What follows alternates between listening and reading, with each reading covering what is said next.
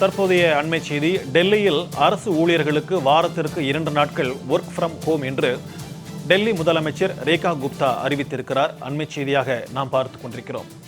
டெல்லியில் அரசு ஊழியர்களுக்கு வாரத்திற்கு 2 நாட்கள் ஒர்க் ஃப்ரம் ஹோம் என்று முதலமைச்சர் ரேகா குப்தா தெரிவித்திருக்கிறார்.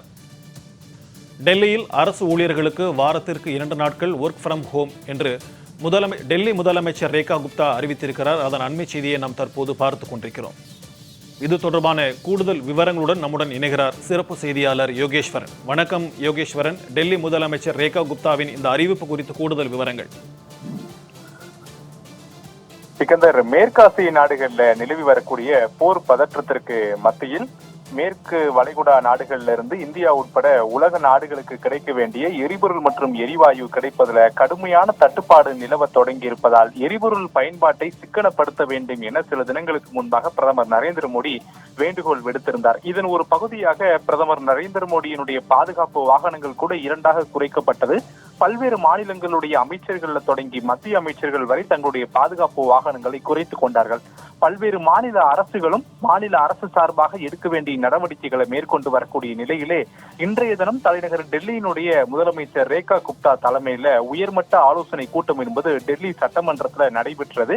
இந்த கூட்டத்தினுடைய முடிவுல டெல்லியினுடைய முதலமைச்சர் ரேகா குப்தா செய்தியாளர்களை சந்தித்து எதற்காக இந்த உயர்மட்ட ஆலோசனை கூட்டம் நடத்தப்பட்டது என்பது குறித்து எல்லாம் அவர் விளக்கம் அளித்திருக்கிறார். அதன் ஒரு பகுதியாக தான் டெல்லியில அரசு ஊழியர்களுக்கு வாரத்துல 2 நாட்கள் வீட்டிலிருந்தே பணி செய்யக்கூடிய வகையிலான ஒர்க் ஃப்ரம் ஹோம் நடைமுறை அமலுக்கு கொண்டு வரப்படுவதாக அவர் அதிகாரப்பூர்வமாக அறிவித்திருக்கிறார். இவற்றை தவிர இன்னும் சில அறிவிப்புகள் என்பது வழங்கப்பட்டிருக்கிறது. டெல்லியில பெரும்பாலான மக்கள் பொது போக்குவரத்தை பயன்படுத்த வேண்டும் என்றும் தனிநபர் வாகனங்களுடைய பயன்பாட்டை குறைக்க வேண்டும் என்றும் அவருடைய டெல்லி மக்களுக்கு வேண்டுகோள் என்பதை விடுத்திருக்கிறார்.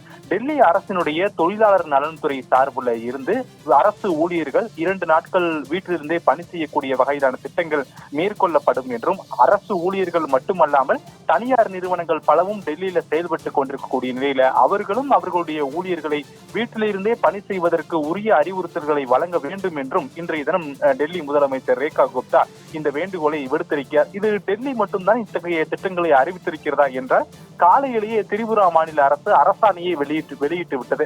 திரிபுரா மாநிலத்தில் இருக்கக்கூடிய மொத்த அரசு பணியாளர்கள்ல 50% பேர் கட்டாயம் வீட்டிலிருந்து பணி செய்யக்கூடிய வகையில ஒர்க் ஃப்ரம் ஹோம் நடைமுறை அமலுக்கு கொண்டு வருவதாக அறிவித்து விட்டார்கள். இது ஒரே நபர் தான் ஒர்க் ஃப்ரம் ஹோமில் இருக்க வேண்டுமா என்பதற்கான விளக்கங்களையும் அவர்கள் வழங்கியிருக்கிறார்கள். இதற்காக திரிபுரா அரசு தனியாக ஒரு குழுவை அமைத்து ஒரு நபர் ஒரு வாரம் வீட்டிலிருந்தே பணி செய்கிறார் என்றால் அந்த நபர் அடுத்த வாரம் அலுவலகத்திற்கு வந்து பணி செய்ய வேண்டும்.